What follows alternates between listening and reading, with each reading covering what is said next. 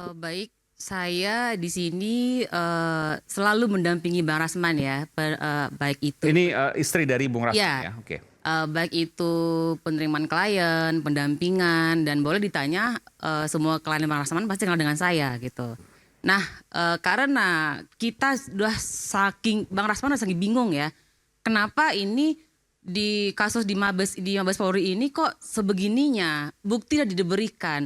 Saya tuh sangat paling tahu proses si Iklim Hakim datang minta kuasa hukum ke Bang Rasman sampai detik ini saya tuh tahu bagaimana Iklim Hakim datang menangis, mentalnya hancur pada saat itu kan saya ada di situ gitu. Anda mendengar sendiri waktu itu? Mendengar sendiri, bahkan dia mengirim foto percobaan bunuh diri gitu loh. Saya udah nggak sanggup katanya, bahkan kita menguatkan kan bahwa dia itu dilecehkan sama si HPH. Dan itu saya juga ikut menemani si Iklim Hakim ini ke Kementerian PPA. Di situ dia menangis, mengadu semuanya di situ. Nah itu ada rekamannya Bang. Makanya kami bingung, Bang Rahman bingung. Ini ada apa dah? Makanya kita diminta ibaratnya gini, minta advice lah ke si jaksa ini. Pada waktu itu si jaksa ini tidak menjabat di posisi yang sekarang. Dah begitu kan berkas Bang Rasman kan bolak-balik P19 dibalik ada 3 kali kalau nggak salah Pak Leco ya. Nah kami ingin setelah itu kan mau minta SP3, minta gelar perkara. Kita datangilah kan untuk minta proses gelar perkara SP3.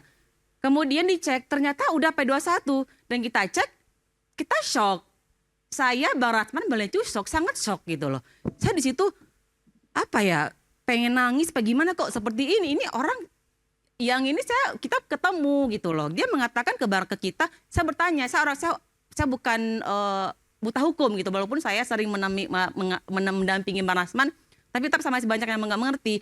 Pak ini benar, Pak. Oh ini enggak, ini benar, ini enggak, Bang, ini enggak masuk unsurnya karena kita serahkan semuanya kan, Bang, bukti-bukti ini segala macam.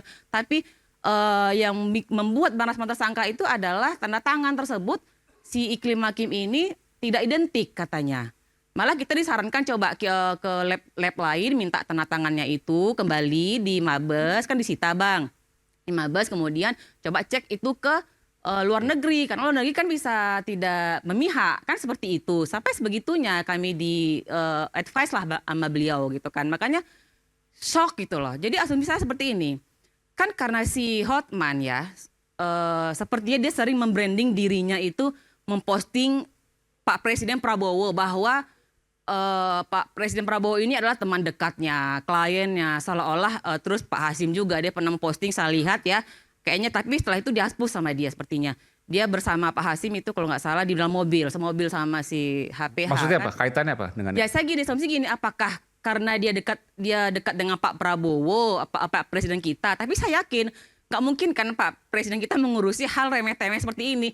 Ini ibaratnya kata Pak Firdaus, perkara sawah sepetak yang digarap oleh antara dua manusia yang bersitter yang kayak mana ya kayaknya tidak deal gitu di awalnya itu mungkin saya menanggapnya seperti itu ya. Setelah itu di belakangan mereka malah mengaku pacaran. Itulah saya bingungkan. Kalau memang mereka telah mengaku pacaran, aturan kan udah selesai Bang gitu. Iklim ini dengan HPH tadi. HPH kan mereka mengakui dan itu semua perjalanan Baik, cerita tapi intinya itu begini bahwa Anda melihat bahwa ini ada hal yang janggal di sini. ada janggal. Proses hukumnya janggal. Janggal sekali karena emang kan dibilangnya Iklim Hakim mengakui tidak menandatangani kuasa tersebut. Katanya seperti itu. Nah, saya baca BAP tapi ada di situ Iklim mengakui ada tanda tangan tapi dia tidak tahu katanya. Oke, dari ini proses selanjut. Saya ke Bung Lehu dulu. Bung Lehu, apa yang disampaikan tadi oleh Bung Rasman, Anda punya bukti-buktinya? Kebetulan memang yang disampaikan sama Bang Rasman itu semuanya benar. Semuanya benar. Karena saya dampingin Bang Rasman dari pertama proses di kepolisian, kemudian proses lagi di kejaksaan sampai ke pengadilan. Artinya memang ada proses-proses yang kita lihat memang secara kasat mata kita itu dilewatkan. Contoh satu yang paling saya kecewa itu adalah bahwa Bang Rasman menerima kuasa, bahwa Iklima benar menekan kuasa itu di hotel apa Bang Rasman? Di Grand Hyatt. Ada Akhirnya tidak peristiwanya. diakui oleh Iklima kan? Tidak diakui oleh Iklima, Oh, sudah kemudian menandatangani dicek lab, Kemudian bahasa keterangan dari cek lab itu adalah tidak identik. Jadi seolah-olah Bang Rasman memalsukan kuasanya.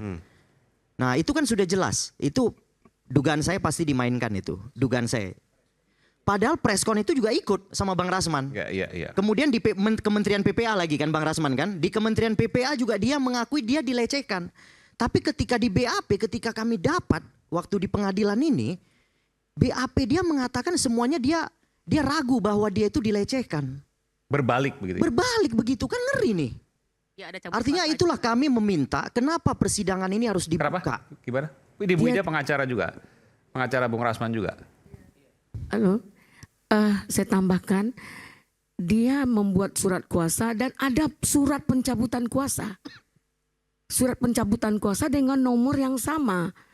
Yang kemudian tidak diakui belakangan itu. Yang pengacaranya yang setelah Bang Rasman mengakui dia yang diminta untuk pencabutan surat kuasa itu. Dan saya menambahkan sedikit tentang yang disampaikan Bang Rasman. Ketika kita konfrontir di lantai 15 ada Kombes Alvis. Di situ begitu Pak Otman Paris datang, dia sampaikan, ini ada apa kami dipanggil? Saya nggak mau damai. Ribut Bang Rasman, siapa yang mau damai? Langsung dia berdiri.